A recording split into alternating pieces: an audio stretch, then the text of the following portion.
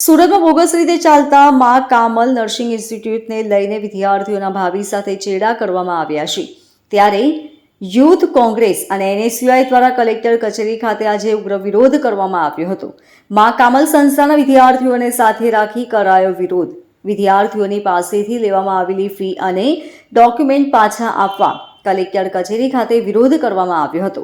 સાથે નકલી નોટના રૂપિયાનો વરસાદ કરી વિરોધ કરાયો હતો. એનએસયુઆઈ અને યુથ કોંગ્રેસ દ્વારા સૂત્રોચ્ચારો અને બેનરો સાથે વિરોધ કરાયો હતો. ઇન્સ્ટિટ્યૂટ દ્વારા અહીં એડમિશન લઈ બેંગ્લોર ભણાવાય છે.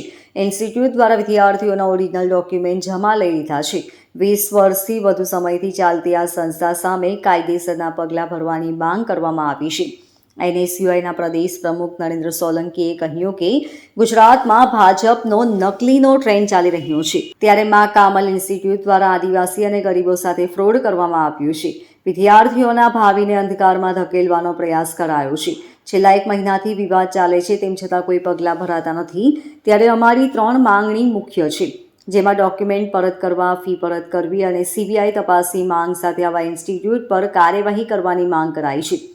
નરેન્દ્ર સોલંકી, પ્રદેશ પ્રમુખ, ગુજરાત ખાસ કરીને ગુજરાતમાં ભારતીય જનતા પાર્ટીની સરકારમાં એક ટ્રેન્ડ હોય નકલીનો, એવી જ રીતના સુરતમાં જે મા કામલ નર્સિંગ બોગસ ઇન્સ્ટિટ્યૂટ છે, આ ઇન્સ્ટિટ્યૂટ દ્વારા આદિવાસી બાળકોના કરોડો રૂપિયા અને ઓરિજિનલ દસ્તાવેજો પોતે લઈ અને ક્યાંક ફ્રોડ કર્યું છે. આને લઈને અમે આજે કલેક્ટરશ્રીને રજૂઆત કરવા આવ્યા છે કે જેને મેડિકલ કાઉન્સિલની પરમિશન નથી, જેને ગુજરાત સરકારની પરમિશન નથી, છતાં આવા બોગસ ઇન્સ્ટિટ્યૂટ દ્વારા હજારો વિદ્યાર્થીઓને છેતરી અને લાખો રૂપિયા ફી વસૂલી છે, ઓરિજિનલ ડોક્યુમેન્ટ લઈ લીધા છે અને ક્યાંક આ વિદ્યાર્થીઓના ભવિષ્યને ક્યાંક અંધકારમય બનાવવાનું કામ આવી બોગસ ઇન્સ્ટિટ્યૂટના જે સંચાલકો છે કરી રહ્યા છે.